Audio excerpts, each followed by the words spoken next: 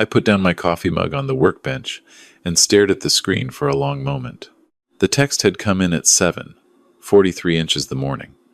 I remember because I'd just finished feeding the dog and was about to head out to the garage. My son's wife, my daughter-in-law, Melissa, had sent it, and the words were so polite, so carefully worded, that it took me a second read to understand what she was actually saying. "Hi, Frank. Just wanted to reach out before the holidays get too crazy. We're so grateful for everything you did for us with the business loan cosign. It really changed our lives. We love you. But this year, Richard's dad is insisting that Christmas be just his side of the family. We hope you understand. We'll make it up to you, promise. Merry Christmas. Melissa." I read it 3 times. Then I set the phone face down on the workbench, picked up my coffee, and walked out to the back porch. It was cold for Georgia. Mid-December, the kind of morning where the frost sits on the grass until nearly noon and your breath comes out in small clouds. I stood there for a while, watching the neighbor's dog trot along the fence line. I didn't feel angry. Not yet. I felt something quieter than that. Something that sat heavy in the chest like a stone dropped into still water. My son, Daniel, was 34 years old. He had a 4-year-old daughter named Sophie. He had a house in Marietta, a landscaping business that was finally starting to turn a profit, and a wife who, until that morning, I had genuinely liked. I had co-signed a $140,000 business loan 2 years ago to help them get that landscaping company off the ground. I hadn't asked for anything in return. I didn't attach strings. I didn't bring it up at dinner or hold it over anyone's head. I signed because he was my son and because I believed in him, and because his mother, God rest her, would have done the same without a second thought. And now, I was reading a text message that told me I was not welcome at my son's table for Christmas dinner because Richard's father, Melissa's father, a man named Gerald who I had met exactly 4 times, had decided that the holiday should belong to his side of the family. I went back inside and poured out the rest of my coffee. It had gone cold. Let me tell you a little about Daniel, because I want you to understand what I mean when I say I was not a man who gave up easily on his son. Daniel was the kind of kid who made you work for it. He wasn't difficult in a cruel way, just independent. Stubborn. He had his mother's jaw and her way of going quiet when something was bothering him, which meant you often didn't know there was a problem until it had already calcified into a wall. We had gone through a rough patch when he was in his mid-20s, after his mother passed. He pulled away, threw himself into work, into his relationship with Melissa, into building something of his own. I understood it. Grief does strange things to people, and sometimes the person who reminds you most of what you've lost is the hardest one to be around. But we had found our way back, or I thought we had. The last 2 years since the business loan, things had felt genuinely good. I'd drive out to Marietta on Sunday afternoons and help Daniel with yard work or fix whatever needed fixing around the house. Sophie had started calling me Pop Pop. Melissa made good coffee and always had the news on, and we'd argue pleasantly about football. I thought I had earned my place back. I thought wrong, apparently. I didn't respond to the text that day. I needed to think. I called my daughter instead, my daughter Carol, who lived in Nashville and had her mother's bluntness and her father's stubbornness in equal measure. I read her the message over the phone. There was a silence. "She sent you a text," Carol said. "Not even a call. A text. And Daniel's name isn't on it anywhere." "No." Another silence. "Dad," she said carefully. "What does Daniel say? I haven't heard from him. Have you tried calling?" "Not yet." I could hear her breathing on the other end of the line. Then she said, "Don't do anything yet. Just wait and see if he calls." I waited 2 days. Daniel didn't call. On the 3rd day, I drove out to Marietta. I didn't announce myself. I know some people would say that was wrong of me, that I should have called ahead, that showing up unannounced is a violation of adult children's space, or whatever the phrase is these days. But Daniel was my son, and that was his house, and I had helped make it possible, and I needed to look him in the eye. He was in the driveway when I pulled up, loading equipment into his work truck. He saw my car and stopped. Just stopped, with a leaf blower in his hands, and stood there. I got out slowly. I'm 63 years old, and my left knee doesn't love cold mornings, so I took my time. "Hey, Dad," he said. "Hey." He put the leaf blower in the truck bed, didn't look at me, You get Melissa's text? He asked. I did. He nodded, wiped his hands on his jeans even though they weren't dirty. Look, it's just Gerald is really particular about the holidays. He's been doing this thing where he wants everyone together, and Danielle. He stopped. Did you know she was sending it before she sent it? He looked at the truck. Yeah, one word. Just, yeah. And something shifted in my chest. Not broke, I've had things break in my chest before, and this was different. This was quieter, more like a door closing slowly than a window shattering. Okay, I said. Dad, I'm not going to make a scene. I just needed to know. I got back in my car. He stood in the driveway watching me back out, and I could see in his face that he knew it wasn't okay, that he had let something happen that he shouldn't have let happen. But knowing and doing are two different things, and Daniel, for all his good qualities, had never been particularly good at the second one when it came to family. I drove home thinking about Gerald. I had met Melissa's father 4 times, as I said. The first was at the rehearsal dinner 5 years ago. He was a big man, broad-shouldered, the kind of man who fills a room without trying. He worked in commercial real estate and had that particular confidence that comes from spending decades telling other people what their property was worth. He was not unkind to me exactly. He was cordial, the kind of cordial that communicates a clear hierarchy without ever saying a word about it.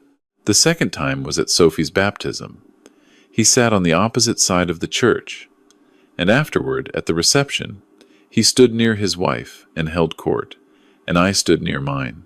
Well, near Carol, who'd come up from Nashville, and we exchanged a nod across the room. Third time was Sophie's 3rd birthday party. He brought an enormous gift, wrapped in actual paper with a real ribbon, and made sure to carry it in himself, so everyone could see it. I had brought a handmade wooden toy chest I'd spent 3 weekends building in my garage. Nobody photographed mine. Fourth time was a cookout at Daniel and Melissa's place last summer. Gerald grilled. He was very good at grilling. He told me this several times. The pattern I noticed across all 4 interactions was the same. Gerald was never rude to me. He was simply present in a way that made me less present. He didn't compete with me. He absorbed me.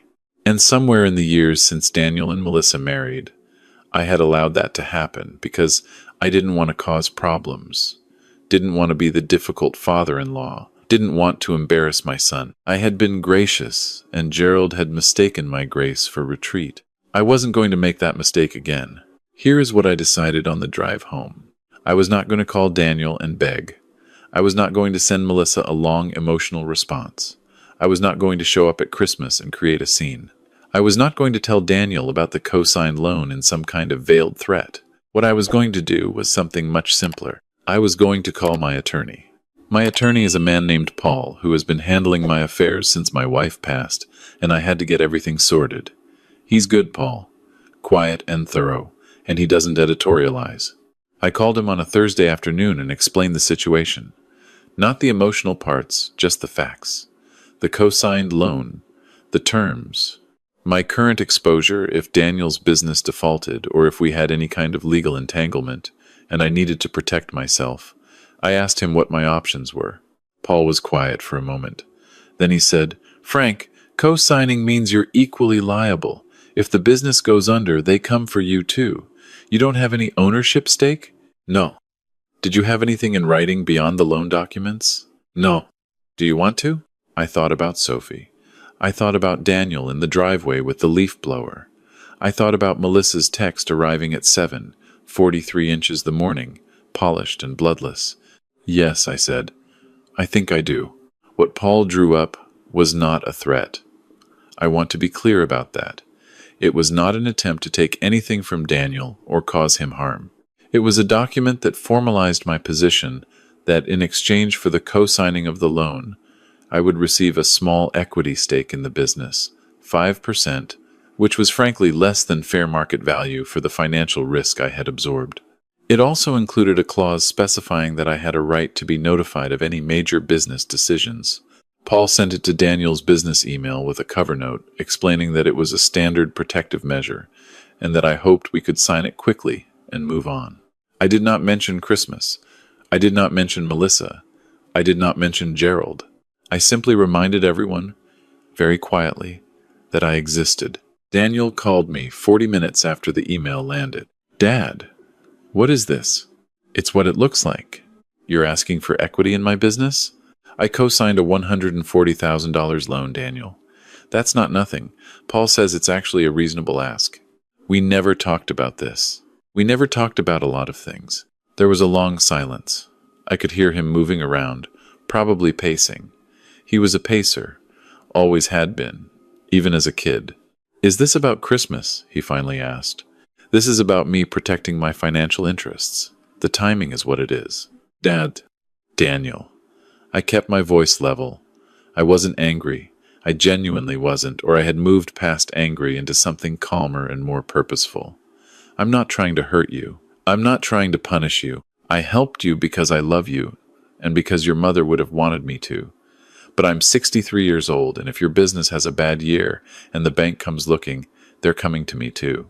I should have done this from the beginning. Paul agrees. Another silence. Melissa's dad, he started. I don't want to hear about Melissa's dad right now. He stopped. What I want, I said slowly, is for my son to call me, not his wife to text me, not 3 days later, my son on the phone talking to me like I'm a person who matters to him. That's what I want. He didn't say anything for a long moment, and then he said very quietly, I know, Dad, I know. I want to tell you about Sophie, because she's the reason all of this mattered. Sophie was 4 years old and had her grandmother's eyes, my wife's eyes. Dark and quick and always looking for the joke in the room. She called me Pop Pop, and she had a way of grabbing your hand with both of hers and pulling you toward whatever she wanted to show you, completely confident that you would drop everything and follow, which I always did, every single time. The Sunday before Christmas, I drove out to Marietta again. This time I called ahead. Melissa answered, which surprised me, and said, yes, of course. Come over, Sophie has been asking about you. I sat in their living room for 3 hours.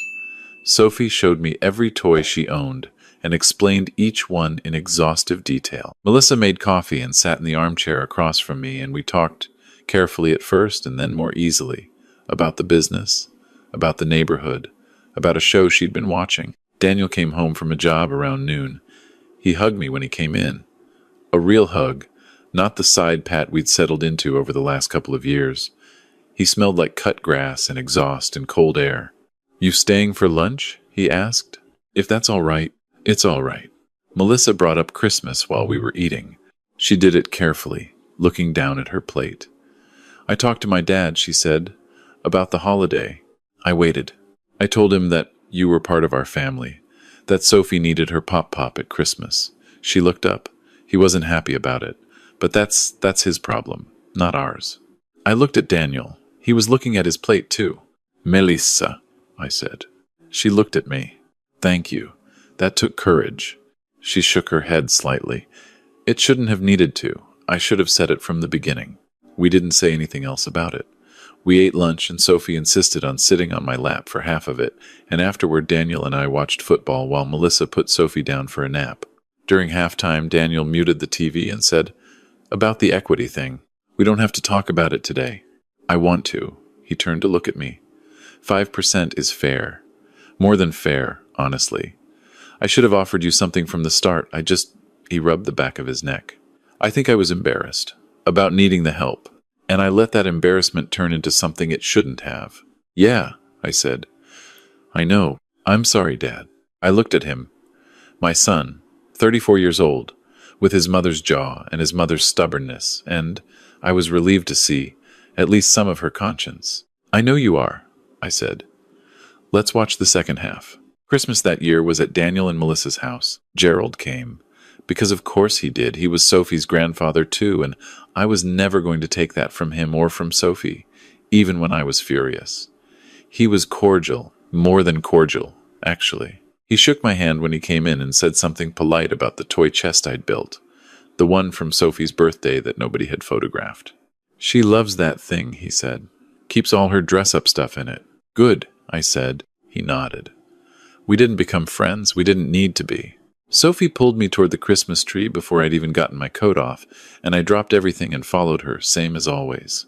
I have thought a lot since then about what I would say to another father in my position. Another man in his 60s who has given everything he had and found himself standing on the outside of the door he helped build. Here's what I would say. Don't disappear. That's the first thing.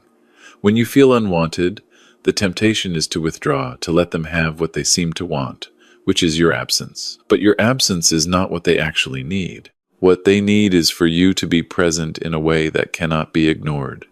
Not loud, not angry, not threatening, just steady, undeniable. Don't make it about the money. I know that sounds strange given what I did with the equity clause, but the document wasn't about money. It was about existing on record, about saying quietly and in legal language, I am here and I matter, and I will not simply evaporate because it's inconvenient for someone else's holiday plans. And the last thing, the most important thing is this. Your children will figure it out if you give them the room to do it. Daniel didn't come to his senses because I pressured him. He came to his senses because Melissa did.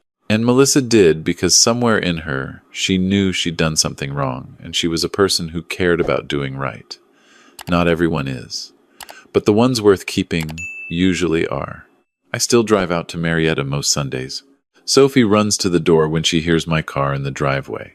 She grabs my hand with both of hers and pulls me toward whatever new thing needs to be shown and explained. I drop everything. I follow her. I always will.